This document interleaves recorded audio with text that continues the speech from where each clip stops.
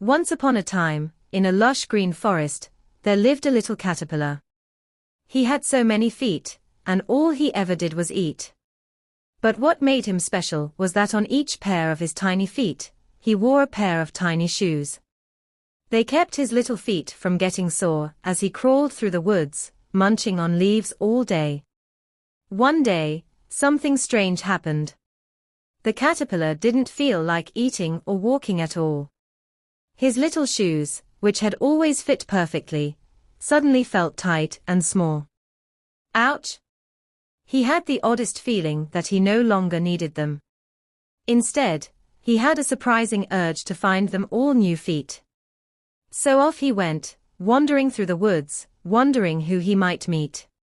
The first friend he found was a cheerful woodlouse hiding under some logs.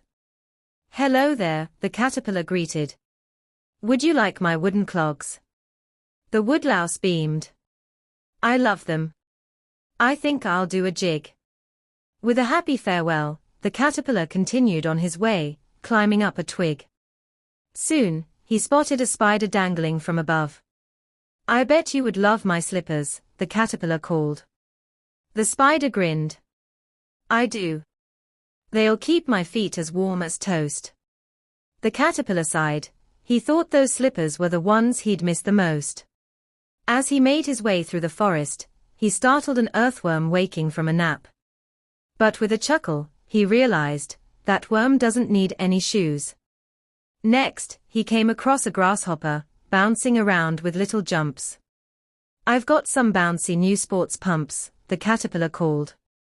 The grasshopper grinned. "Cool, dude. These will help me get some air." The caterpillar watched as the grasshopper leaped high, jumping everywhere. Then, he passed a beetle with a shiny black shell. "My party shoes would suit you well," the caterpillar offered. The beetle nodded. "Thanks. They're hard and shiny, just like me."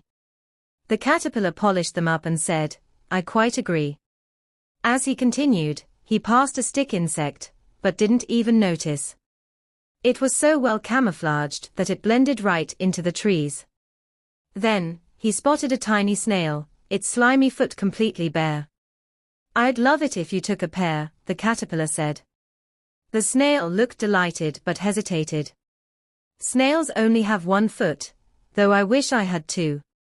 In the end, the snail took just one shoe. At last, only one little shoe remained. Just one, all alone. The caterpillar took it off and set it down, feeling a little sad. He didn't want to waste it. That's when he noticed a tiny flea sitting on a leaf. "Would you like a place to live?" the caterpillar asked. "I have one shoe left, and I feel the urge to give." The flea jumped in excitedly. "Hooray! There's so much room. All my friends can come and stay." The caterpillar smiled, happy to have found a home for every shoe. With that, he felt a deep sense of peace. He climbed up a stalk, dangled from a leaf, and wove himself a silk cocoon. He sighed with relief and fell into a deep sleep. Weeks later, something amazing happened. When he finally woke up, he gasped.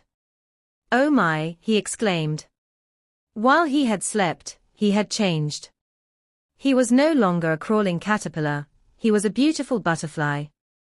From that moment on, he knew that walking was no longer for him. Instead of wandering on tiny feet, he would fly with his new, delicate wings. As he soared high into the blue sky, he looked down at the forest below. There he saw his old friends, woodlouse, spider, grasshopper, beetle, and even the little flea, each one happily wearing a pair of his shoes. And the butterfly felt pure joy.